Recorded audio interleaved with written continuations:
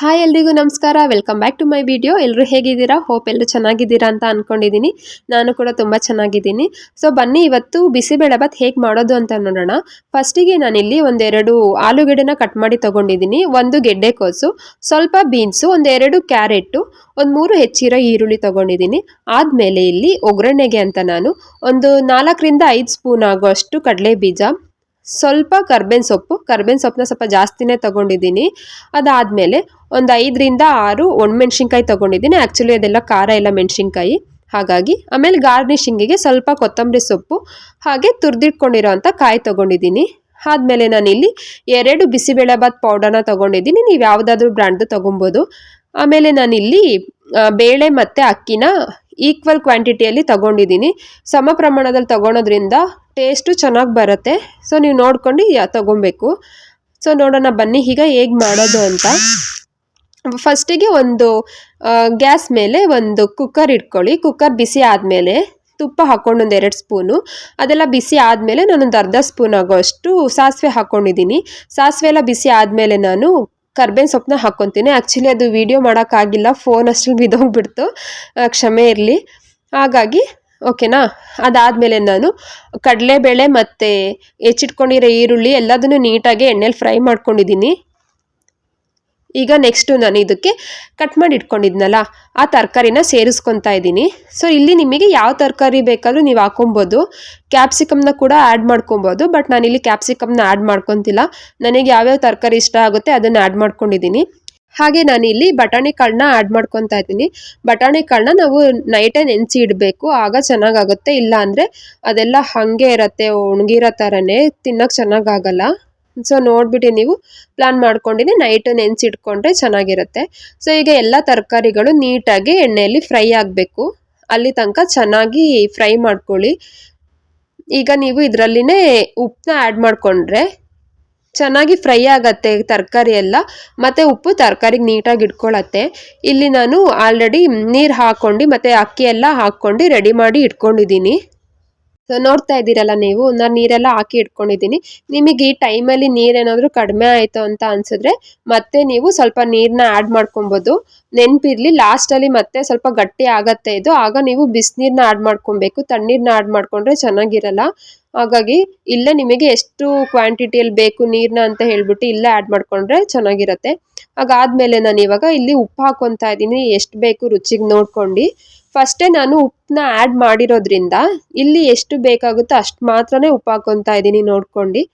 ಉಪ್ಪೆಲ್ಲ ಹಾಕಿ ಆದಮೇಲೆ ನಾವು already 2 pack bisibelebath ತೆಗೆದಿಟ್ಕೊಂಡಿದ್ವಲ್ಲ, ಅದರಲ್ಲಿ ನಾನು ಒಂದು ಬಿಸಿಬೇಳೆಬಾತ್ ಪೌಡರ್ನ ಆ್ಯಡ್ ಮಾಡ್ಕೊತಾ ಇದ್ದೀನಿ. ಇನ್ನೊಂದನ್ನು ನಾನು ಲಾಸ್ಟಲ್ಲಿ ಆ್ಯಡ್ ಮಾಡ್ತೀನಿ. ಏನು ಹೇಳ್ಬೇಕಂದ್ರೆ ಒಬ್ಬೊಬ್ಬರು ಒಂದೊಂದು ಥರ ಬಿಸಿಬೇಳೆಬಾತನ್ನ ಮಾಡ್ತಾರೆ, ಬಟ್ ನಾನು ಇದೇ ಥರನೇ ಮಾಡೋದು. ನೀವು ಒಂದ್ಸಲ ಈ ಥರ ಟ್ರೈ ಮಾಡಿ ನೋಡಿ, ತುಂಬಾ ಚೆನ್ನಾಗಿರತ್ತೆ. ಇದೆಲ್ಲ ಆದಮೇಲೆ ನಾನು ಲಿಡ್ನ ಕ್ಲೋಸ್ ಮಾಡ್ಕೊಂಡು 3ರಿಂದ 4 ವಿಷಲ್ ಬರಲಿ ಅಂತ ಬಿಟ್ಕೊಂಡಿದ್ದೀನಿ. ಅದೆಲ್ಲ ಲಿಡ್ಡೆಲ್ಲ ತೆಗ್ದಾದ್ಮೇಲೆ ತಣ್ಣಗಾದ್ಮೇಲೆ ತೆಗ್ದು ನೋಡಿದೆ, ಆ್ಯಕ್ಚುಲಿ ಸ್ವಲ್ಪ ಇದು ಗಟ್ಟಿಯಾಗಿತ್ತು. ಫಸ್ಟೇ ನಾನು ಹೇಳಿದ್ದೆ ಅಲ್ವಾ, ಸ್ವಲ್ಪ ಗಟ್ಟಿ ಆದರೆ ನೀವು ಲಾಸ್ಟಲ್ಲಿ ಹಾಟ್ ವಾಟರ್ನ ಆ್ಯಡ್ ಮಾಡ್ಕೊಬೇಕು ಅಂತೇಳಿ. ನಾನು ಆಲ್ರೆಡಿ ನೀರನ್ನ ಕಾಯಿಸಿ ಇಟ್ಕೊಂಡಿದ್ದೀನಿ ಫಸ್ಟೇ. ಇವಾಗ ನಾನು ಇಲ್ಲಿ ಆ್ಯಡ್ ಮಾಡ್ಕೊತಿದ್ದೀನಿ ಬಿಸಿನೀರನ್ನ. ನೀವು ಬಿಸಿನೀರನ್ನ ಆ್ಯಡ್ ಮಾಡಬೇಕು. ಇನ್ ಕೇಸ್ ಏನಾದ್ರು ಮಿಸ್ಸಾಗಿ ತಣ್ಣೀರು ಏನಾದ್ರು ಆ್ಯಡ್ ಮಾಡಿದ್ರೆ ಟೇಸ್ಟು ಅಷ್ಟು ಚೆನ್ನಾಗಿ ಬರಲ್ಲ, ಬಿಸಿಬೇಳೆಬಾತು ಟೇಸ್ಟ್ ಎಲ್ಲ ಹೋಗ್ಬಿಡತ್ತೆ. ನೋಡ್ಕೊಂಡು ಫಸ್ಟೇ ನೀವು ರೆಡಿ ಮಾಡಿ ಇಟ್ಕೊಂಡಿರಿ ಬಿಸಿನೀರನ್ನ. ಸೊ ಇಲ್ಲೆಲ್ಲ ಬಿಸಿನೀರನ್ನ ಹಾಕಾದ್ಮೇಲೆ ನೀಟಾಗೆ ಕಲಿಸ್ಕೊಳ್ಳಿ. ಅದು ನೀಟಾಗೆಲ್ಲ ಮಿಕ್ಸ್ ಆದಮೇಲೆ ಅದೊಂದು ಕನ್ಸಿಸ್ಟೆನ್ಸಿ ಬರುತ್ತೆ, ಅಲ್ಲಿ ತನಕ ನೀಟಾಗಿ ಮಿಕ್ಸ್ ಮಾಡ್ಕೊಳ್ಳಿ. ಒಂದು ಸ್ವಲ್ಪ ಹೊತ್ತು ಹಾಗೇ ಬಿಡಿ, ಅದು ಸ್ವಲ್ಪ ಕುದಿ ಬರಲಿ. ಯಾಕಂದರೆ ನಾವು ನೀರನ್ನ ಮತ್ತೆ ಆ್ಯಡ್ ಮಾಡಿರ್ತೀವಲ್ವ, ಸೊ ನೀರೆಲ್ಲ ನೀಟಾಗಿ ಇಟ್ಕೊಬೇಕು. ಅದಾದಮೇಲೆ ನಾನು ಇನ್ನೊಂದು ಉಳಿದಿತ್ತಲ್ಲ ಪ್ಯಾಕೆಟ್ ಬಿಸಿಬೇಳೆಬಾತ್ ಪೌಡರ್ನ, ಅದನ್ನು ಆ್ಯಡ್ ಮಾಡ್ಕೊತಾ ಇದ್ದೀನಿ. ಆಮೇಲೆ ನಾನು ಇಲ್ಲಿ ಹುಣ್ಸೆಹಣ್ಣಿಂದು ರಸನ ತೆಗೆದಿಟ್ಕೊಂಡಿದ್ದೆ.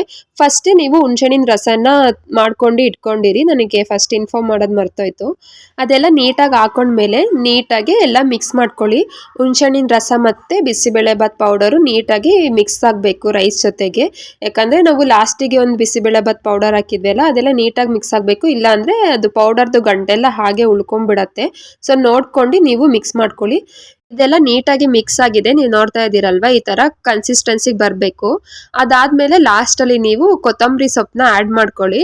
ಕೊತ್ತಂಬರಿ ಸೊಪ್ಪು ಆದ್ಮೇಲೆ ನಾವು ತುರ್ದಿ ತೆಗ್ದಿಟ್ಕೊಂಡಿದ್ವಲ್ಲ ಕಾಯಿನ, ಅದನ್ನ ಆಡ್ ಮಾಡ್ಕೊತಾ ಇದ್ದೀನಿ.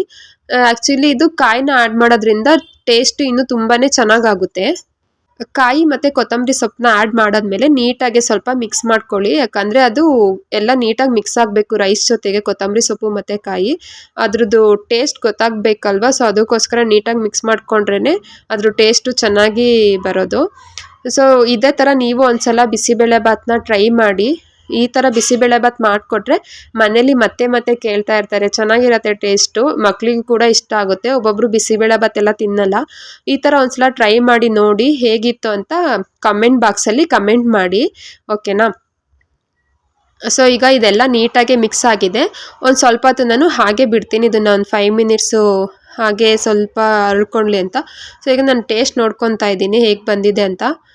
ಟೇಸ್ಟ್ ಅಂತೂ ತುಂಬಾ ಚೆನ್ನಾಗಿ ಬಂದಿದೆ. ನೀವು ಒಂದ್ಸಲ ಮನೇಲಿ ಟ್ರೈ ಮಾಡಿ.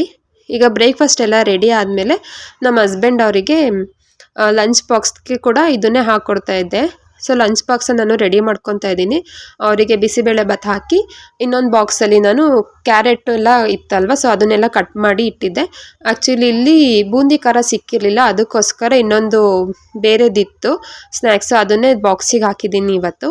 ಹಾಗಾದಮೇಲೆ ನಾನು ಇಲ್ಲಿ ಮಜ್ಜಿಗೆನೂ ಆ್ಯಡ್ ಮಾಡಿದ್ದೀನಿ. ಇವಾಗ ಸ್ವಲ್ಪ ಸಮ್ಮರ್ ಅಲ್ವಾ, ಅದಕ್ಕೋಸ್ಕರ ತುಂಬ ಜನ ಇಲ್ಲಿ ಮಸಾಲೆ ಆ್ಯಡ್ ಮಾಡ್ತಾರೆ ಅದಕ್ಕೆಲ್ಲ, ಅದೆಲ್ಲ ಆ್ಯಡ್ ಮಾಡೋಕೆ ಹೋಗ್ಬಿಡಿ, ಯಾಕಂದರೆ ಬಾಡಿ ಹೀಟ್ ಆಗುತ್ತೆ. ನಾರ್ಮಲ್ ಮಜ್ಜಿಗೆನೇ ಮಾಡಿಕೊಡಿ, ಚೆನ್ನಾಗಿರುತ್ತೆ. ಸೊ ಯಾರೆಲ್ಲ ವೀಡಿಯೋಸ್ನ ನೋಡಿದ್ದೀರಾ, ಥ್ಯಾಂಕ್ ಯು ಸೋ ಮಚ್. ಹೀಗೆ ವೀಡಿಯೋಸ್ನ ನೋಡ್ತಾ ಇರಿ, ಸಪೋರ್ಟ್ ಮಾಡ್ತಾ ಇರಿ ಅಂತ ಹೇಳ್ತೀನಿ. ಹಾಗೆ ನಿಮ್ಮ ಫ್ಯಾಮಿಲಿ ಫ್ರೆಂಡ್ಸ್ಗೂ ಕೂಡ ಶೇರ್ ಮಾಡಿ ಸಪೋರ್ಟ್ ಮಾಡೋಕ್ಕೆ ಹೇಳಿ. ಹೀಗೆ ಸಪೋರ್ಟ್ ಮಾಡ್ತಾ ಇರಿ, ಲೈಕ್ ಮಾಡಿ, ಶೇರ್ ಮಾಡಿ, ಕಮೆಂಟ್ ಮಾಡಿ, ಸಬ್ಸ್ಕ್ರೈಬ್ ಮಾಡೋದನ್ನ ಮಾತ್ರ ಮರಿಬೇಡಿ. ಹೀಗೆ ಸಪೋರ್ಟ್ ಮಾಡ್ತಾ ಇರಿ. Thank you so much. Bye bye.